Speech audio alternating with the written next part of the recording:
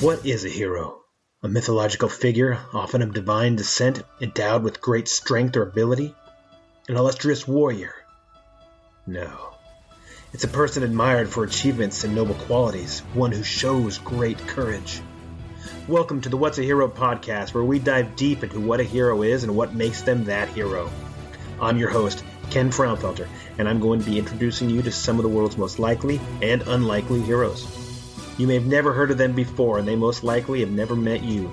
But they all have one thing in common. They are ready to do whatever it takes to help make you better, even if it means sacrificing everything for you.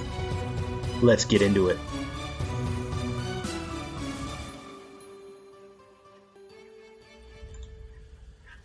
This is episode 79 of the What's a Hero podcast with me, Ken Frownfelter. Tucked away in our subconscious is an idyllic vision. We see ourselves on a long trip that spans the continent. We are traveling by train.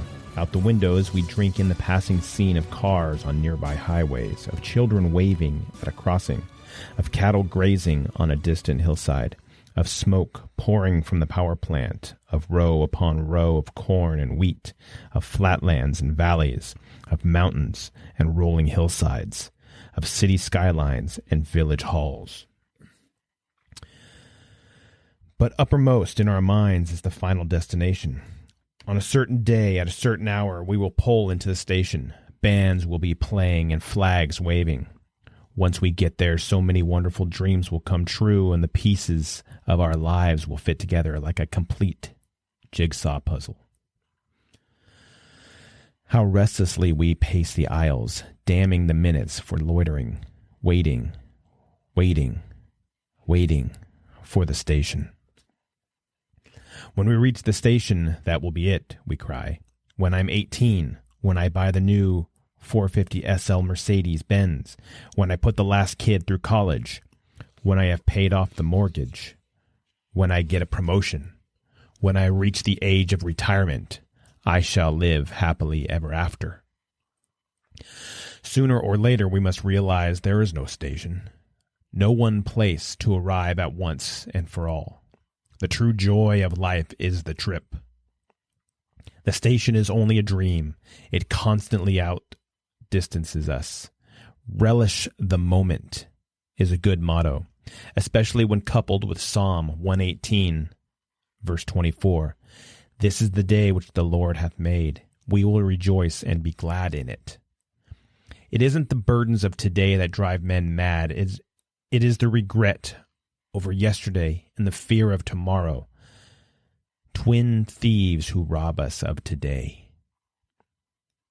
So stop pacing the aisles and counting the miles. Instead, climb more mountains, eat more ice cream, go barefoot more often, swim more rivers, watch more sunsets, laugh more, cry less. Life must be lived as we go along. The station will come soon enough. And that is the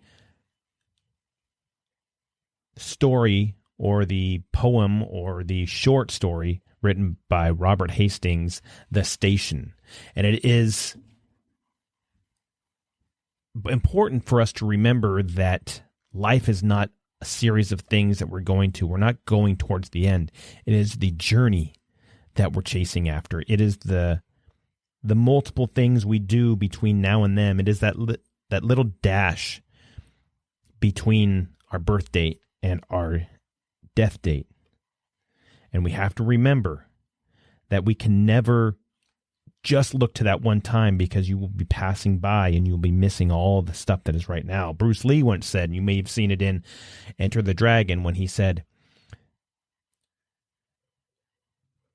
don't concentrate on the finger, or you will miss all that heavenly glory. If you look at that little thing that you're at the end, you're going to miss all the stuff that you're needing to see now. So, with that in mind, always remember that our life is not meant to be that end prize, but it is meant to be that journey to be lived in the meantime. Often we know only about that end thing. We don't think about all the steps that it took to get to that end thing. And I mean, historically, we look at the winning of the Revolutionary War. We think about which side won the Civil War, what would have happened otherwise. But all the steps that it took to get to that point, and the steps that there are people, there are heroes that took steps to develop the details that caused one thing to go in one direction or something to go into another direction that changed the world in which we know it now to be what it is. Because had they not done what they did, we wouldn't be where we are. And I know that's kind of an odd, it's like, no duh. But what I'm saying is there's so many different things that we don't even think about having happened. And we think so much about, just the end goal. You have to go through these steps in order to get to where we are. You have to go through steps to get to where you want to be. However, that speed bump along the way, that struggle along the way, you talk to all the people we've talked to on the podcast before. You look at like Jason Schechterly, who got blown up in his car. His car caught on fire. He got 4th-degree burns. And he was scarred for life. But had he not gone through what he went through, he would not be the man he is today or be where he is today. Good, bad, or indifferent, I don't know. I'm not God. I can't tell you what would have been. He couldn't even tell you what could have been. Jason, that is. But he can tell you right now that he loves his life how it is. And he wouldn't be where he is had that not happened. So we look at things, and I mentioned the Revolutionary War a little bit ago. We look at things like that. And here's a little story of one of those things that happened. We know ultimately the end result of the Revolutionary War, but there are little minute things that happened in the process of us getting there. Washington narrowly escaped injury many times during the War of Independence. He is reported to have had at least 3 horses shot from under him and his hat shot from his head. But one event in the early stages of the war, on 7 September 1777, came remarkably close to snuffing out the future leader before any of his great military or political triumphs. The episode only came to light in the 1940s, when a document was unearthed in the Public Record Office of London. It was a description by Major Patrick Ferguson, a renowned sharpshooter and inventor of the light breech loading rifle, who was in service during the war near Brandywine Creek, where the opposing forces were at one of their closest points. He gave an account of an encounter with a rebel patrol, led by one officer wearing a remarkably large cocked hat denoting a rank of high importance. Ferguson, who had once scored a bullseye at 100 yards, demonstrating his rifle to King George III, recounted that I could have lodged a half a dozen bullets in him, but after initially intending to shoot when he was in range, decided not to when they changed direction. It was not pleasant to fire at a man's back, so I let him alone. Instead, he shouted for their surrender, and they raced off to safety. At the Battle of Brandywine Creek, in the days that followed, Ferguson was wounded, taken to hospital, and overheard a surgeon recounting his recent work dressing the wounds of captured rebel soldiers. The prisoners had told of Washington's pre-battle maneuvers, and Ferguson realized that it had been Washington who had come within his sights. Washington never knew how close he had come to being the victim of the British Army's best marksman. And that kind of tells the story, but you never know that left or that right that you might need to take may be the thing that's going to change your life for the better. In this case, you look at Washington, he decided to change direction, and when he did so, the guy who had him in his sights chose not to shoot him in the back. Had he turned more fully and probably faced him directly, it would have been a different story. So sometimes that road that starts veering one direction and you don't want to go that way because you think what you want is down one other direction, understand that that may be what you need right now to continue doing what it is you're doing, because you never know what else is happening out there. It's that slow person that you get behind in traffic, that may be the person you need to be behind. Who knows if they're keeping you from getting into a car crash up the road. That stoplight that you have to stay at a little bit longer, or the reason that you need to, your kids are being slow in the morning, that may be the reason that's going to keep you okay. Now, sure, that might be very well something that inhibits you from doing whatever else needs to be done, but understand that you are going through what you're going through, and it may not be the most optimal for you at the time that you think, but in the long run, the decisions that get made are there for a reason, whether you know it or not. And you have to enjoy that journey, that ride right now, not that end result, because we miss so many things, because there's going to come a point where your kids, no matter how much they frustrated you, you're going to miss them because they're not home anymore.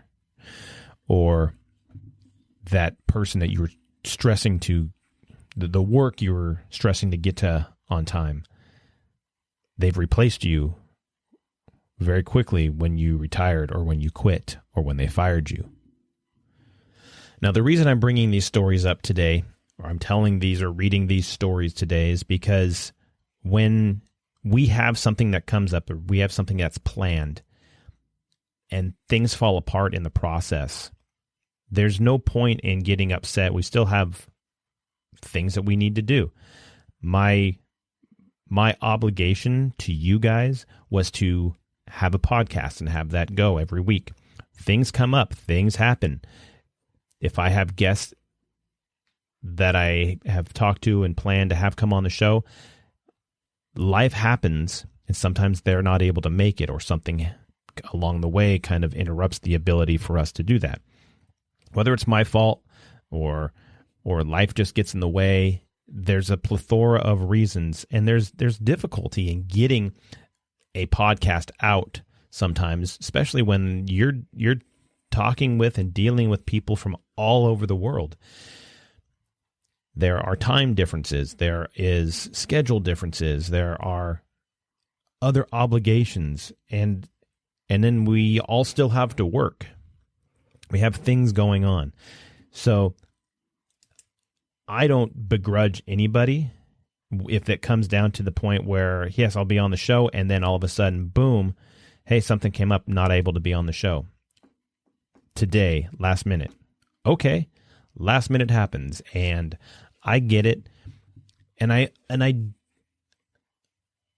have to understand that my end goal could very well be what needs to happen right now.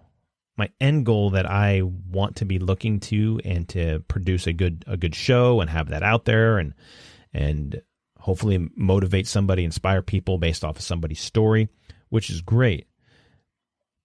That may not happen because of other things, but I have to enjoy the ride. I have to look at the current journey that I'm on and say, you know what? I still want to provide something. I still want to put something out for people to have so they can listen to, because I know there's a number of you that listen to this podcast. I don't know if it's religiously, but you listen to it consistently and you download it, and I appreciate it. And so what I'm going to do today is I have a couple books here that I'm going to be reading from. I'm going to kind of tell some stories on these, because these are fantastic books that will kind of put things in perspective, the stories that we're going to go over today, because the idea that the smallest thing could have changed the reason that we're doing what we're doing. That one little pebble could be the reason that I went to the left or to the right, and that's what I have to live with. I have to live with the fact that I am going in this direction now because of a small little thing. Let's say a squirrel runs out into the roadway and I veer to the right. And what happens? Maybe whatever needed to happen, I'm now going right because I had to avoid something else. And it has to be understood that life just goes on that way. So nevertheless, there's a book out there, and it's a little bit of a humorous book, but it's called Napoleon's Hemorrhoids and Other Small Events That Changed History. And it is chock full of stories of people who they did one little thing and it changed the course of history forever. Like this one, the Battle of New Orleans in early January 1815, the last engagement between British and American forces in the so-called War of 1812. It was victorious for the defending Americans and made future President Andrew Jackson a national hero for leading the defense of the country's major southern port. The whole battle, however, ought never to have been fought. It took place 2 weeks after the official peace treaty ending the war had been signed on Christmas Eve in 1814 in Ghent, in modern Belgium.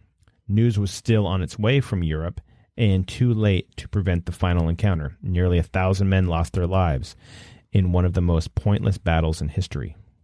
It didn't need to happen, and yet it happened. And so we still have that Battle of New Orleans. You go down to New Orleans, and that's still understood down there.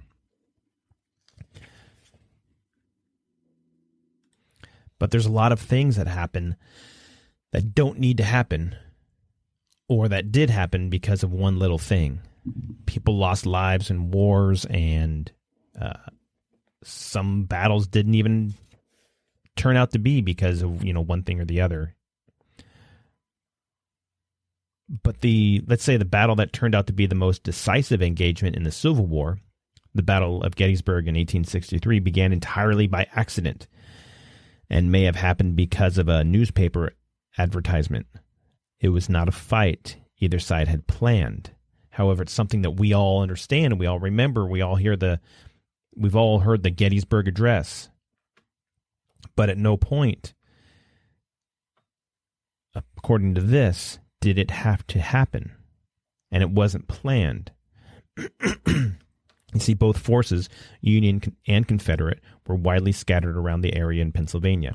A rebel brigade commanded by Henry Heth had picked up a rumor that a supply of new boots lay in the town.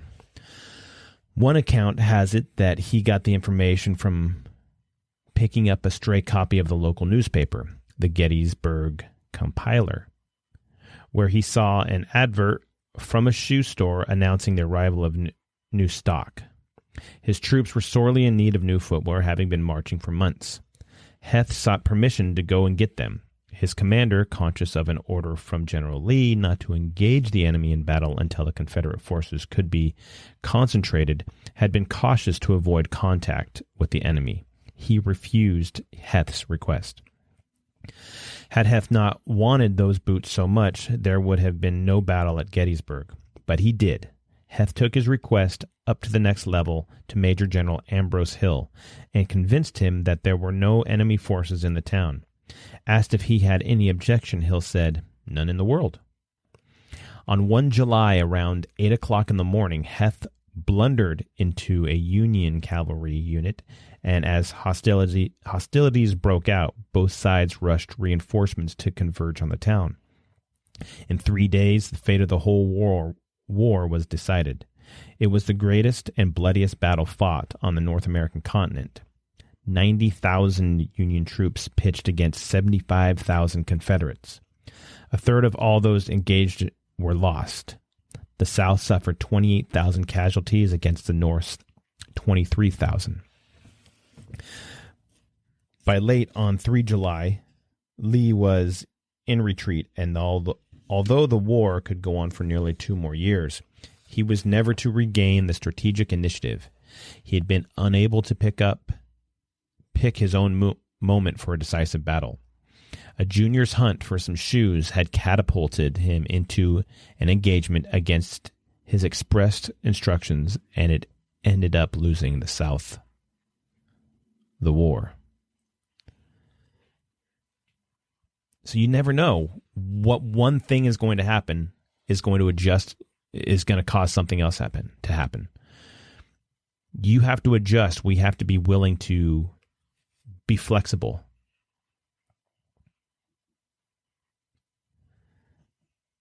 Because the South, however, did come within 24 hours of entering the American capital, even though that whole battle was just so horrendous. A year later, in July 1864, in the last major Confederate assault on their campaign, or in their campaign to take the war into the North, the only reason why Washington escaped destruction was the mercenary greed of the officer in command of the invading forces. Major General Jubal Early had dallied for a day at Frederick, Maryland, just 40 miles from Washington.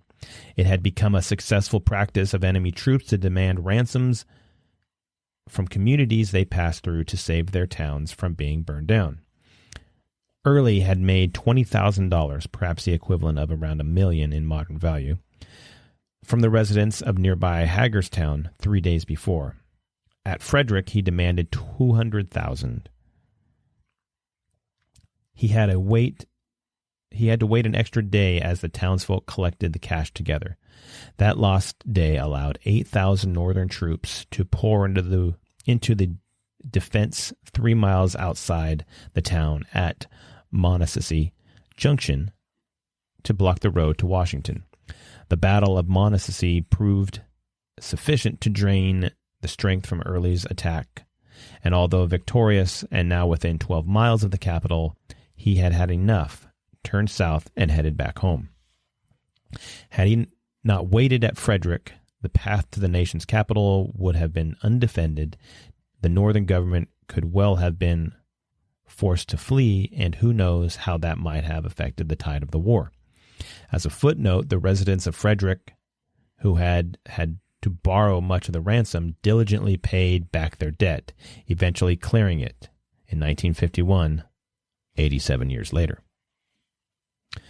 So you never know. I mean, we could have had, if they'd have taken the capital, that could have very well been the end of the war, or that could have been now their capital, and if they had taken that, that would have been a decisive victory or blow to the North's war effort and the Union in general. But because of one man's greed,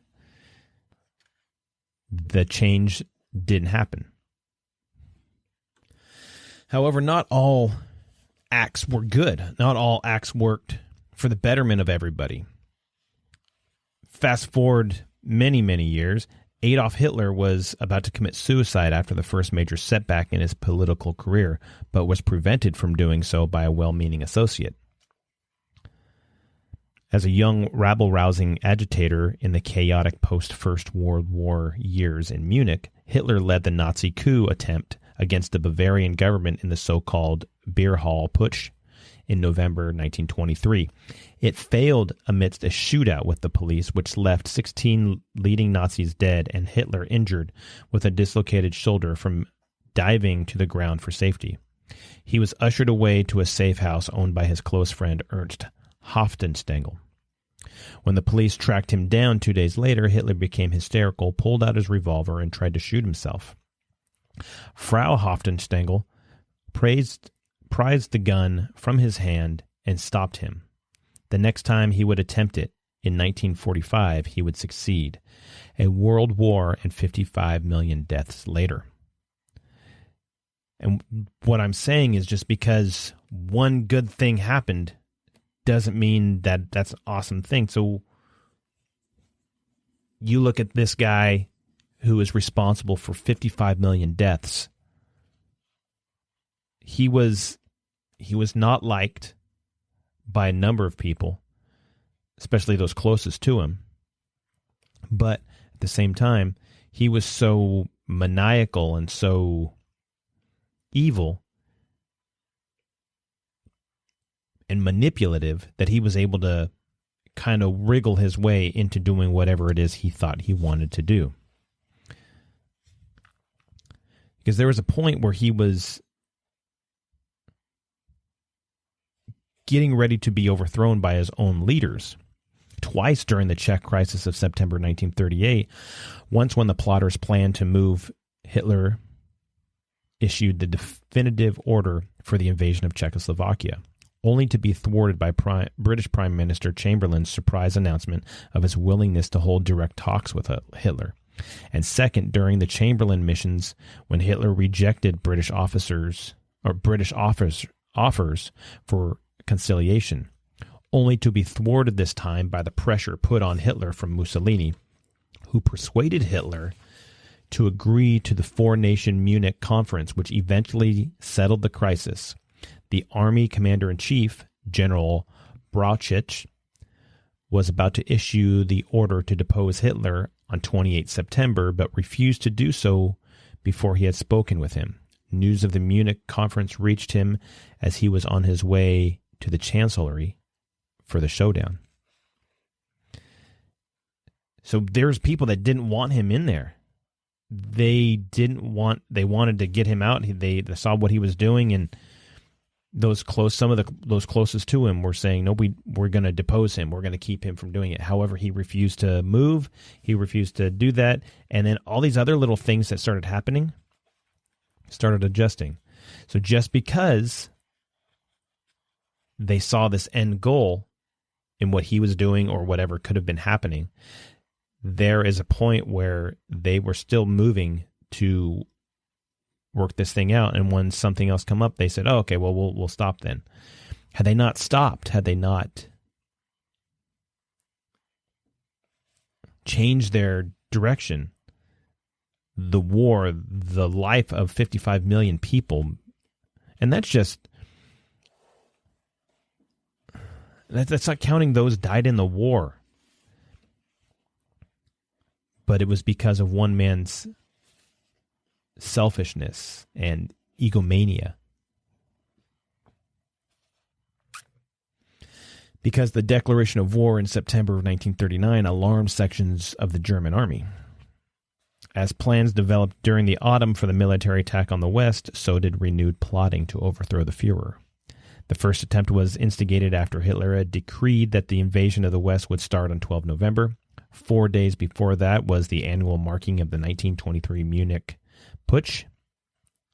Hitler would deliver a major speech on the evening of 8 November in the city's Burgerbakeler, the beer hall where the coup attempt had started. A bomb was placed in a pillar at the back of the speaker's platform, timed to explode around 9:20 in the evening. Hitler was due to start his speech at 8 p.m. and usually spoke for 2 hours. The assassination would come at the peak of the address. The hall was packed. It could hold 3,000, and Hitler did not start speaking until 8:10 because the rapturous greetings. For no obvious reason, Hitler suddenly brought his speech to a hasty conclusion at 9:07, and again, against normal practice, rushed out of the building instead of conducting his usual prolonged departure shaking hands. 8 minutes later, the bomb exploded. 7 of the audience near the stage were killed and 63 injured.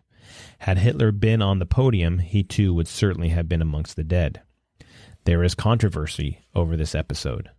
Some evidence exists from the carpenter who planted the bomb that tends to another possible explanation, that the explosion was actually a Hitler-inspired attempt to kill off some of his unreliable army chiefs who were in the audience. Hitler had been angry at their resistance to his war plans against the West. The bomber was caught but never tried. This version would explain Hitler's uncharacteristic behavior that night, but he seemed genuinely surprised and shocked when news of the attack was first brought to him. And it's just time and time again that just because one little thing happens, another thing adjusts, another thing happens, and so the end result is changed every single time. And there are multiple attempts that failed for weird reasons. And you never know what the outcome could have been had these things not happened. Which is just the weirdness and the awesomeness of life. That the decisions that you make, the decisions that you hold closest to you, may or may not be the right decision. But at the same time, if you sit there and you try to figure out what you're supposed to do next, or you need all the facts before you can make an informed decision, you're going to sit there and you're going to stifle yourself forever. You're going to sit back and realize that, I need to know all these different things. And if I don't know all these different things, and this is going to, I might not make the best decision. If I don't make the best decision, then I'm going to be, bothered by the fact that I could have gone this or I could have done that. And life can't be held that way. A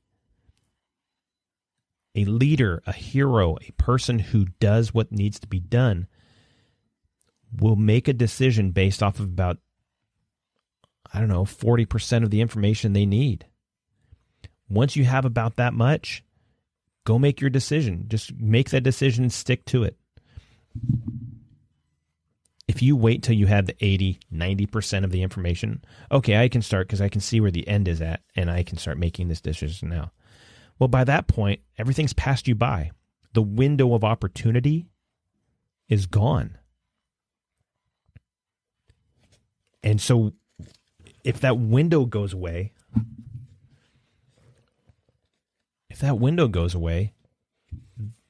all that information that you have is worthless. Because you don't have the opportunity to go do it anymore. So take what information you have when that opportunity. The most important thing that you have right now is opportunity. So take your opportunity with whatever information you have. It's your responsibility to start gathering information now. You may not even know you need that information later on. But if you can get the information now, if you can read books, if you can meet people, if you can network, if you can learn new skills, do that now. So when it comes time for you to make that decision, when that window is there, you'll have that opportunity to actually go do it.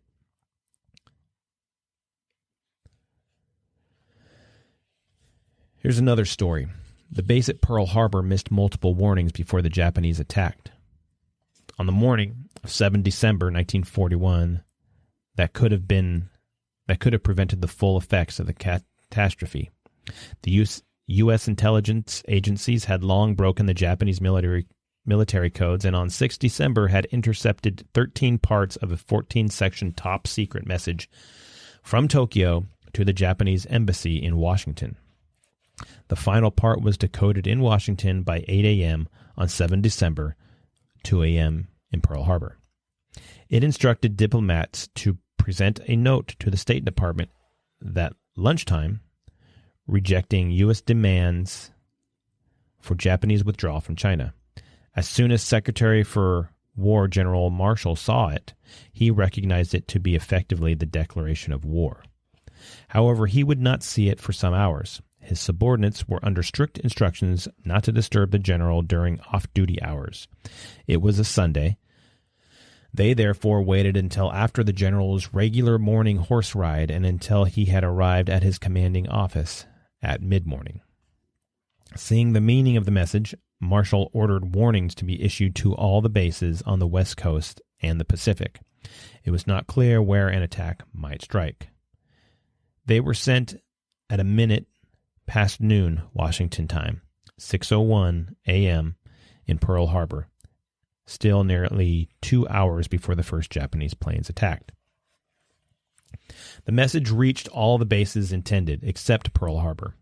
Poor atmospheric conditions prevented contact being made, so the warning had to be re-encrypted and sent as a telegram by commercial lines, first to San Francisco and then resent by overseas radio on to Honolulu. It did not arrive until 11:45, nearly 2 hours after the attack had finished. The courier who took the message from the telegraph company's office round to the base apologized to the commander for his own delay, explaining he had taken shelter because of the raid. Other actions locally that morning proved to be missed opportunities for detecting the attack. At 3:30 a.m., a minesweeper outside the entrance to the harbor spotted and fired on a periscope. The Japanese deployed a fleet of 5 midget submarines as part of the raid. At least 2 managed to penetrate into the harbor. They reported the incident, but it was not thought significant. So much so that as the minesweeper returned to port, the anti-submarine nets, which were drawn open to allow it in, were not returned to their action stations, leaving the mouth of the harbor wide open. 2 more midget submarines were spotted at 6:45 and 7 a.m. in the vicinity of the harbor mouth. Both were depth-charged and thought to have been blown up. Lack of coordination of activity reports meant that these suspicious engagements were not seen in conjunction with mysterious radar sightings that were made just after 7 a.m. at a tracking station on the tip of Oahu Island, 25 miles north of Pearl Harbor. The radar station saw on their screen a vast formation of approaching aircraft about 100 miles north and closing fast. They radioed the sighting to the base, but only 2 men were on duty there, since breakfast hour had just started, a switchboard operator and 1 officer. The officer, one Kermit Tyler, a lieutenant in training with the U.S. Army Corps, picked up the phone and told the radar trackers, "Don't worry about it." He assumed they were American craft that were due in from the mainland. The radar watchers picked up and went off to breakfast themselves. Nearly an hour's warning was lost. The complete surprise of the raid increased damage and casualties enormously. There were simply no defensive preparations made. All of the battleships of the Pacific Fleet, except 1, were moored in the harbor. They were all lost or severely damaged. 15 major battleships and cruisers and 3 support vessels. 2,403 military personnel and civilians died, and over 1,000 more were wounded. Another small twist of fate, however, worked in America's favor that day. Fortunately for her latter prospects in the Pacific theater, all 3 of the Navy's aircraft carriers were out on maneuvers. They had been caught up in the destruction. The future might have been, or had they been caught up in the destruction, the future might have turned out very differently. Over the next 4 years, the aircraft carrier was to emerge as the key to eventual success. Their absent import that day was the single stroke of good fortune to emerge from the day's appalling run of bad luck. Over and over and over again, you see one thing happen, you see another thing happen, and there's nothing that you can do to sometimes change the way that things fall into place. We can never know every piece of information, and even if we do have perfect pieces of information, are they there? So the big trick is to find that window of opportunity. If that window of opportunity passes you by, all the information in the world is going to be worthless. But never forego that opportunity that you have to do what it is that needs to be done. This happened, or that might happen, or whatever the case may be. This person's in your life. This person's no longer in your life. This person's no longer with you. You didn't have a chance to do this. I don't have enough money for that. If we all sat back and waited for one thing to happen before the opportunity arises, we would lose our chance at greatness, or we would lose our chance at actually adjusting and doing the things that we want to do in our life. A life is meant to be lived. Life is meant to be done. So if you have the opportunity, do it now. It's just like the idea that if somebody says, "Hey, we need to start doing this thing." Okay, we will start on Monday. No, start right now. Hey, I need to send this person an email. Okay, I'll send it on Monday when I get back to the office. No, we all have phones on us now, and usually our email's attached to our phone. Send the email now.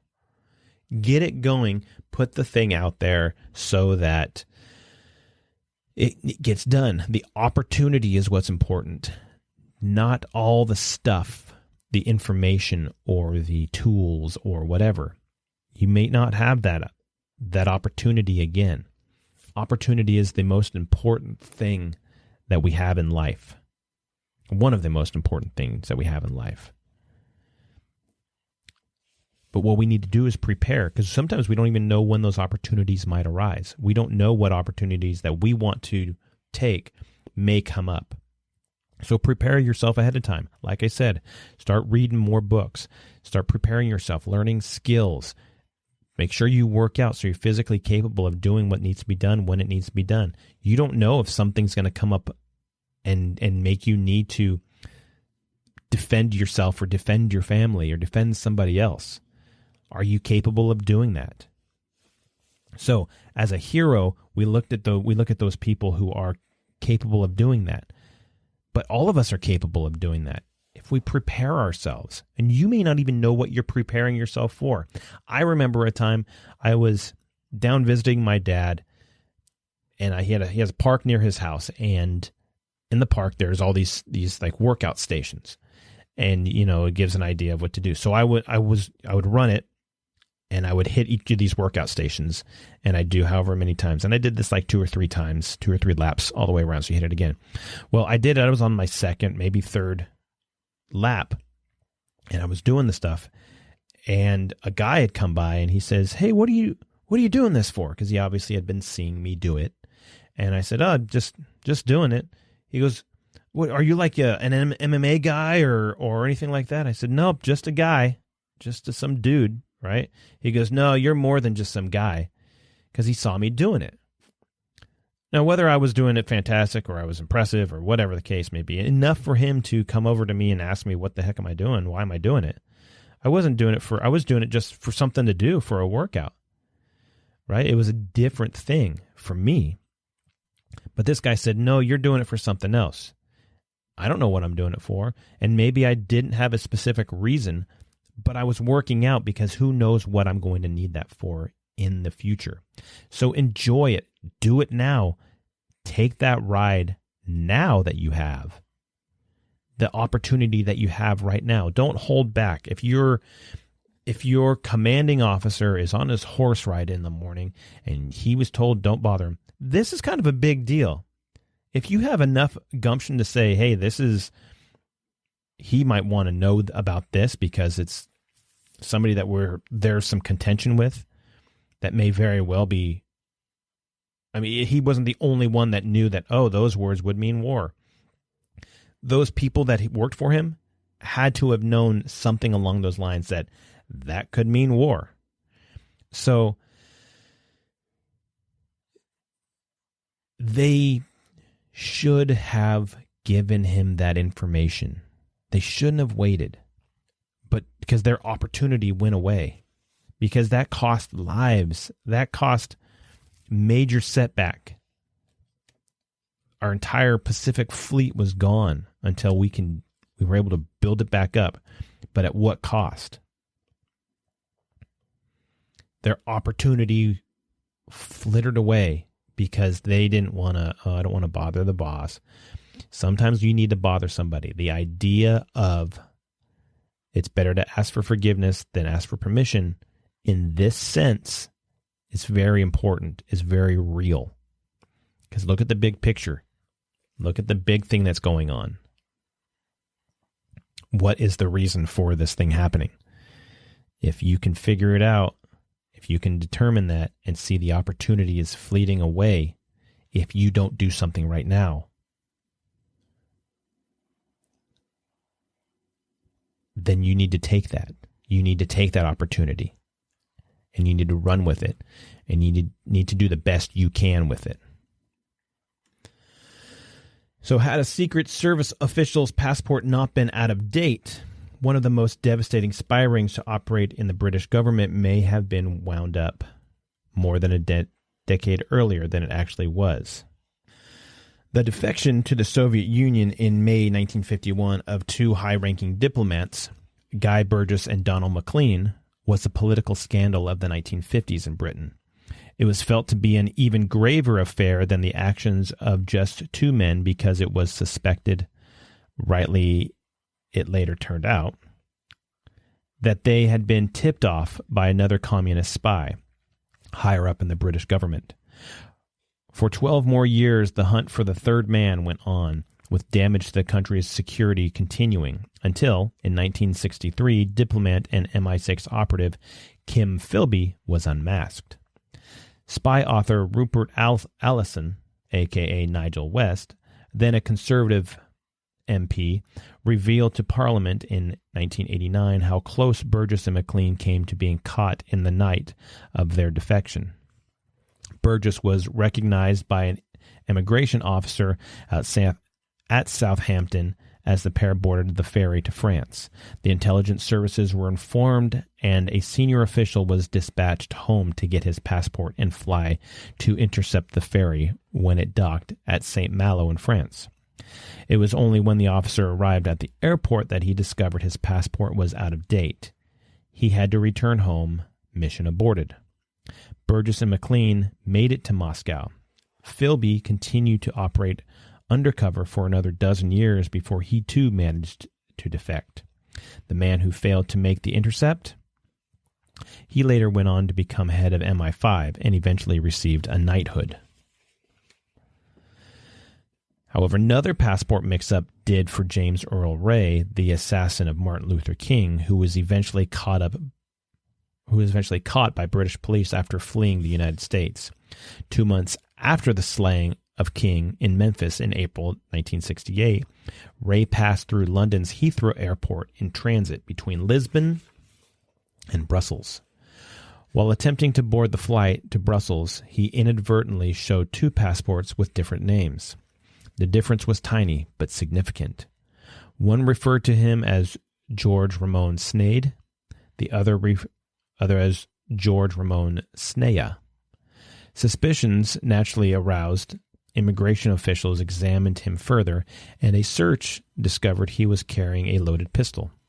He was arrested, his true identity quickly revealed, and within 6 weeks he was extradited back to the United States.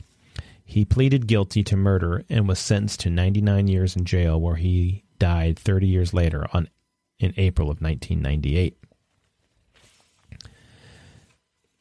So because these people didn't take care of little tiny details, their opportunities went away.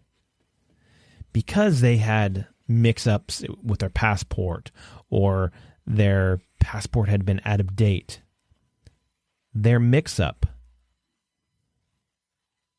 caused total different things to happen than what could have happened.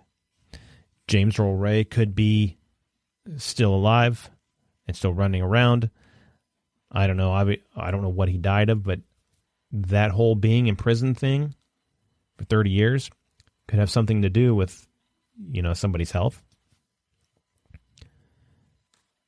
But nevertheless, who knows what could have happened and where life would be for him now had he not been caught. It's just one of those things that you never know. If you miss a little detail, or just one little thing changes because either you weren't prepared or you hadn't learned something that needed to be learned, you maybe missed this opportunity. Now, the opportunities can come along because of the skills that you have, or the people that you meet, or the networks that you've made. But you never know what those opportunities will lead to. Now, I've read a ton of stories today, and a lot of different things that kind of build on that idea that you never know what's going to happen. Adversity comes along and will change the fate of whatever it is you're dealing with. But adversity comes along, and and will change your direction. You may have no other choice but to change your direction, and that could very well change the outcome of what happens. But we can't get upset about that. We can't dwell on that, and we can't hold that as a thing that makes us upset or whatever the case may be. We might be a little, frustrated. I wish that could have happened or whatever. Or there's people that talk about, the girl that got away or the guy that got away. They hold that in their minds that whatever it is that I was doing, that was what was meant to be. When in fact, what happened is most likely what was meant to be. It just wasn't exactly what we wanted. But because that adversity came along, you were able to weather that storm. But how did you get strong enough to be able to deal with that adversity? You have to go through other adversities to deal with that new adversity. How do you go through adversity? You can manufacture adversity. You can work out really hard. You can get into some kind of fighting sport. You can train. You can take cold showers in the morning. You can do all these things that are difficult to prepare yourself. You can do these things that are hard to do beforehand so it doesn't bother you. Because you say, hey, I've seen this before. They talk about something major happens and they say, hey, the life flashed before my eyes. Or whatever the case may be, right? You've heard that saying before. Now, my life passed before my eyes. Why is it doing that? Because your mind is trying to think of something that is similar, that it has seen similar to this. It's what's happening. Say, I've seen this before. I got to try to find where it was so I know what to do next. But if you've done nothing to prepare yourself, you haven't read books, you haven't learned skills, you haven't networked, you haven't gotten people aside you to help you fight through this, you haven't felt or lived through adversity, you're not going to be able to deal with this new adversity much easier. So we have this whole generation now that is averse towards adversity. They're afraid of the adverse, the things that I need a safe space. I need something to hold me and keep me okay. And that's not going to work, because when adversity comes, you can't just walk away. You can't just go away from it. You have to fight through it. You have to go through that, because the journey is so much more important. That thing that you're going through right now is so much more important, and it will prepare you for that prize in which you are hoping to attain. But a lot of times we're not worried. Some people don't even think about that because they don't even know what prize to be had, what prize is to be had. Everybody's worried about, how they're seen or how they're looked at. You, me, and everybody has their own individual struggles, their own individual journey, and their own individual prizes at the end.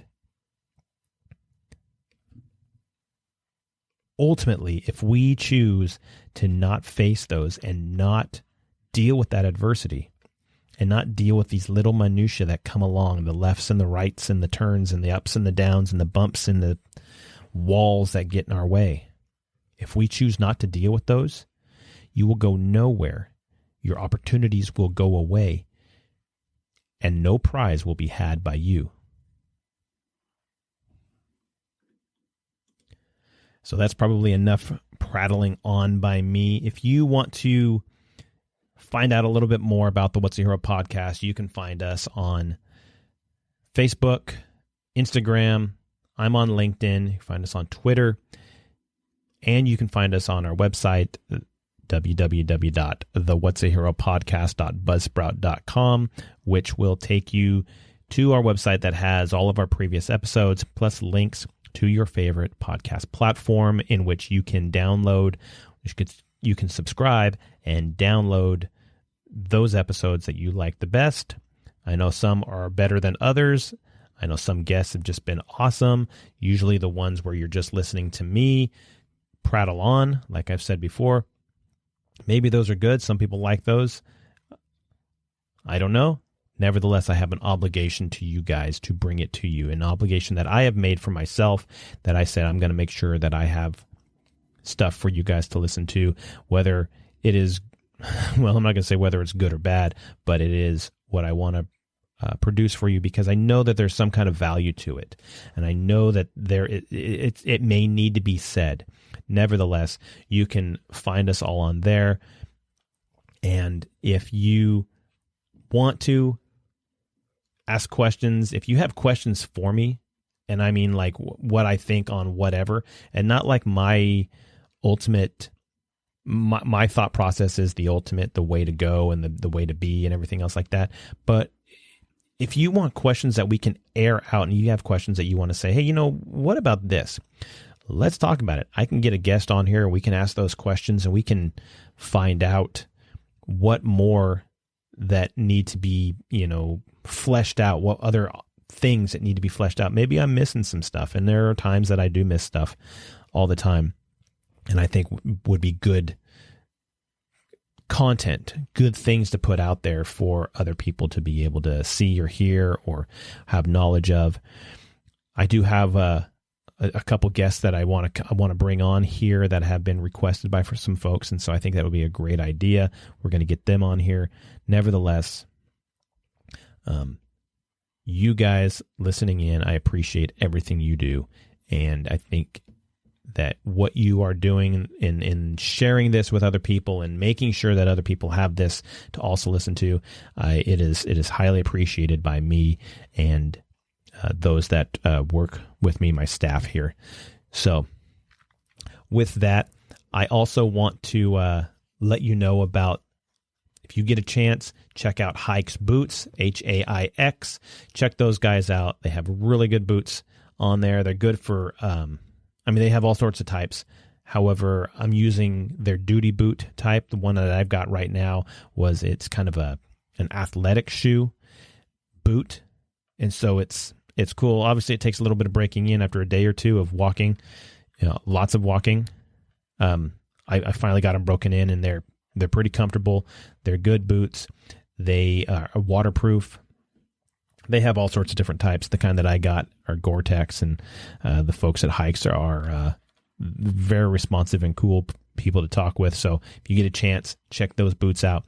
And if you are looking to get into shape, if you are looking to help yourself out, if you're preparing to go into the police academy, and you want to get into shape, or you just want to get in shape and you're not necessarily going to the police academy, or if you are a police officer and you're looking to get back into shape after having, donuts every day and sitting in your car and doing all the stuff that you do as a police officer, if you want to get back into shape, check out A Dose of Ethos, DOSEOFETHOS, Dose of Ethos. Just Google them. Check them out. They've got all sorts of stuff. They'll have workout programs. They have meal plans. They have all these different things that you can do to help you get into shape. Plus, they have clothing. They have shirts. They have hats, all this stuff like that. Use code What's a Hero when you check out, and they'll give you 10% off. So it helps you. It should be cool for me. I'd love to see you guys being able to use that. And we've just partnered up with them. The good buddy of mine, Jarrett Morris, is the boss over there, and he does a great job. He's a cop, been a cop for a long time, and he knows what it takes to get into shape for that. So check out Dose of Ethos. Those guys are great. So, and to our firefighters, our EMTs, our police officers, you guys out there on the front line, doing what it takes to take the opportunity to live your life and help other people live theirs as well, safely and in good communities. Thank you for it. Those of you guys that are struggling right now because you have bad leadership or bad governmental policies or whatever the case is, hold your head high knowing that what you do when you are going through to protect those people around you, to protect other people, to serve other people, it is not lost, because you're not working for these governments. You're not working for these politicians.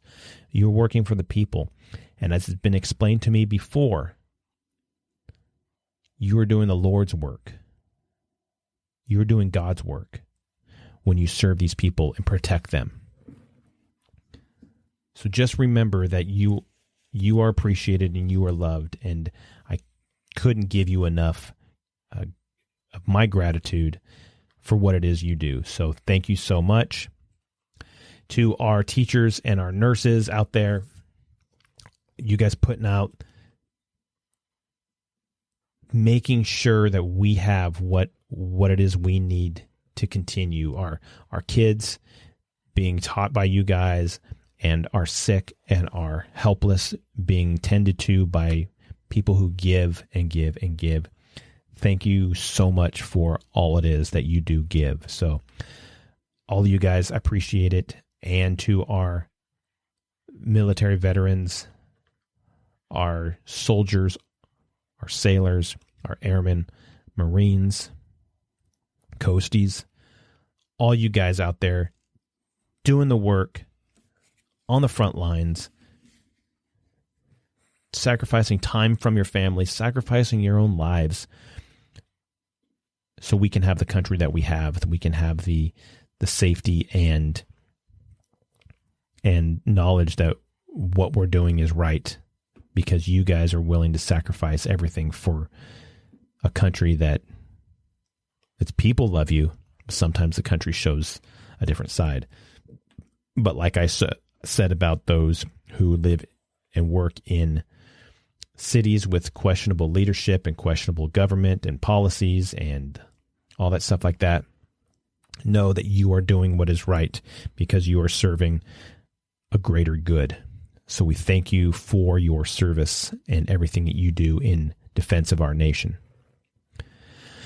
And with that, I'm going to leave you with one more story. It's actually a poem. It is written by Rudyard Kipling, and it is called If. If you can keep your head when all about you are losing theirs and blaming it on you. If you can trust yourself when all men doubt you, but make allowance for their doubting too. If you can wait and not be tired by waiting or being lied about, don't deal in lies. Or being hated, don't give way to hating. And yet, don't look too good, nor talk too wise. If you can dream and not make dreams your master. If you can think and not make thoughts your aim. If you can meet with triumph and disaster, and treat those two impostors just the same. If you can bear to hear the truth you've spoken, twisted by knaves to make a trap for fools. Or watch the things you gave your life to broken, and stoop and build them up with worn-out tools.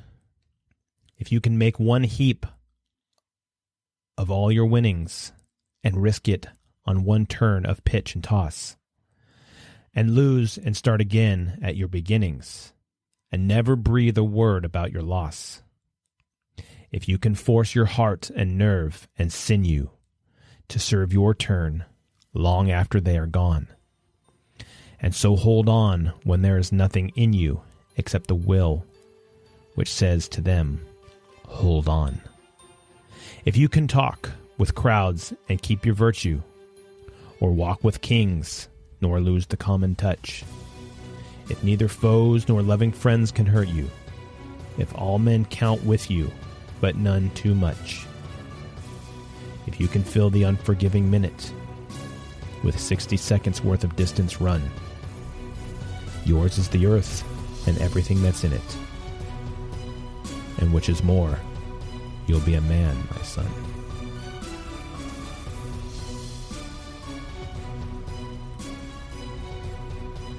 I'm Ken Frownfelter, and this has been the What's a Hero podcast. We are clear.